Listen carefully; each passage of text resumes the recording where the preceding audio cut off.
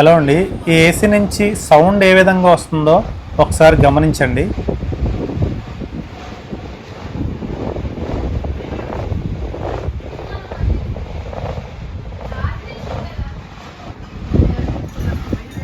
మీరు బాగా అబ్జర్వ్ చేస్తుంటే ఒక వేవ్ సౌండ్ లాగా వస్తుంది. అదేంటంటే లోపల ఇండోర్ కాయిల్ పూర్తిగా బ్లాక్ అయిపోయింది. దానివల్ల ప్రాపర్గా కూలింగ్ అయితే రావట్లేదు. సో ఇప్పుడు కంప్లీట్గా దాన్ని రిమూవ్ చేసి బయటికి కాయిల్ తీసి సర్వీస్ అయితే చేయాలి. బట్ ఇక్కడ సైట్ అయితే చాలా రిస్కీ, చూస్తున్నారు కదా పైన ఉంది అవుట్డోరు. సో ఇక్కడ పక్కనున్న బిల్డింగ్ పైకి ఎక్కి ఓపెన్ చేసి చూసాము. అయితే జాయింట్స్ అనేవి లేకుండా కంప్లీట్గా బ్రేజింగ్ చేసేసారు. సో ఫస్ట్ టైం ఇన్స్టాల్ చేసినప్పుడు. సో ఇప్పటివరకు అయితే రిమూవ్ చేయాల్సిన అవసరం రాలేదు. బట్ ఇప్పుడైతే ఖచ్చితంగా దాన్ని రిమూవ్ చేసి సర్వీస్ చేయాలి. చూస్తున్నారు కదా, బ్రేజింగ్ అయితే చేసేసారు. సో ఇప్పుడు దాన్ని కట్ చేసి బయటికి తీసి మళ్ళీ సర్వీస్ అయితే చేసిన తర్వాత మళ్ళీ బ్రేజింగ్ అయితే చేయాలి. బట్ మళ్ళీ బ్రేజింగ్ చేయకుండా దానికి నట్స్ అయితే వేసి చేయడం చాలా మంచిది. సో చూస్తున్నారు కదా, కట్ చేస్తాను. సో గ్యాస్ మొత్తం లాక్ చేసుకొని కట్ చేసి కంప్లీట్గా బయటికి తీసి మళ్ళీ బిగించినప్పుడు అయితే మళ్ళీ బ్రేజింగ్ చేయకుండా నట్స్ వేసుకున్నాము.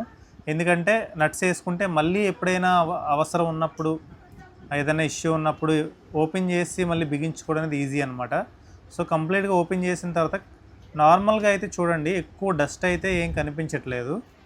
బట్ అసలు ఆ ఎయిర్ ఫ్లో అనేది ప్రాపర్గా రావట్లేదు. ఎందుకంటే కంప్లీట్గా లోపల వైపు కాయిల్ అనేది బ్లాక్ అయిపోయింది. ఇప్పుడు మీరు చూస్తే అబ్జర్వ్ చేస్తే అర్థమవుతుంది. సో చూడండి ఎలా బ్లాక్ అయిందో లోపల వైపు. సో ఇటు రైట్ సైడ్ కూడా చూడండి, ఇటువైపు ఎక్కువ ఉంది. సో ఇది బయటకు అయితే కనిపించట్లేదు. బట్ ఇది ఎంత వాటర్ కొట్టినా కూడా అది క్లీన్ అయితే అవ్వట్లేదు. బ్యాగ్ వేసి నార్మల్గా జెట్ సర్వీస్ చేసినప్పుడు అయితే క్లీన్ అవ్వట్లేదు. సో అందువల్ల కంప్లీట్గా బయటికి రిమూవ్ చేసి సర్వీస్ చేయాల్సి వస్తుంది.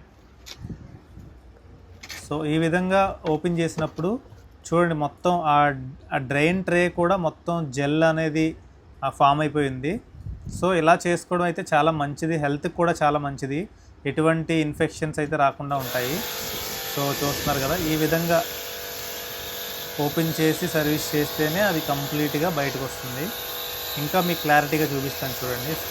వాటర్ కొట్టినప్పుడు నార్మల్గా బ్యాగేజ్ సర్వీస్ చేసినప్పుడు చూడండి, వాటర్ అయితే ఇటువైపు ఫ్లో అవుతుంది. బట్ ఆ డస్ట్ అనేది అక్కడే ఉంటుంది. ఆ డస్ట్ అనేది పోవట్లేదు. సో అది పోవాలంటే ఈ వెనకాల ఉన్న వైట్ స్ట్రిప్ కూడా ఓపెన్ చేసి కంప్లీట్గా అయితే వాటర్ కొట్టాలి. సో లోపల వైపు నుంచి బయట వైపు నుంచి, అప్పుడే కంప్లీట్గా క్లీన్ అవుతుందన్నమాట. సో మీకు ఎవరికైనా ఈ కంప్లైంట్ మీరు ఫేస్ చేస్తే చూడండి ఒకసారి. సో ఇది ఎలా అయినా చేయాలి సర్వీస్ అనేది. ఆ వెనకాల వైట్ స్ట్రిప్ అయితే తీసేసి సర్వీస్ చేస్తున్నాము. సో ఈ విధంగా బయటికి పంపించాలి డస్ట్ అనేది. సో అప్పుడు నీట్గా క్లీన్ అవుతుంది మొత్తం కంప్లీట్గా. అప్పుడే మంచి కూలింగ్ అనేది వస్తుంది మనకి. సో ఎవరైనా మీకు కూలింగ్ రావట్లేదు అంటే, చాలా తక్కువ వస్తుంది లేదా 1-2 అవర్స్ పడుతుంది కూలింగ్ అవ్వడానికి ఆన్ చేసిన తర్వాత అనుకుంటే మాత్రం, సో ఈ విధంగా చేస్తే అది ఇష్యూ అయితే సాల్వ్ అయిపోతుంది. కొంతమంది అనుకుంటారు పీసీబీ బోర్డ్ కంప్లైంట్స్, తర్వాత కంప్రెసర్ కంప్లైంట్స్ అని అనుకుంటారు. సో ఇది చూసిన తర్వాతే వాటికి వెళ్ళగలము ఏదైనా కంప్లైంట్ ఉన్నా కూడా. సో ఫస్ట్ అయితే ఇది ప్రాపర్గా కాయిల్ ఎంత నీట్గా ఉంటే అంత మంచి కూలింగ్ అయితే వస్తుంది.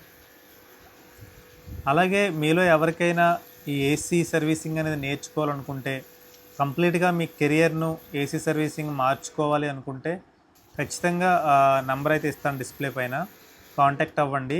మీకు కంప్లీట్గా 2 years కోర్స్ అనేది ఉంటుంది.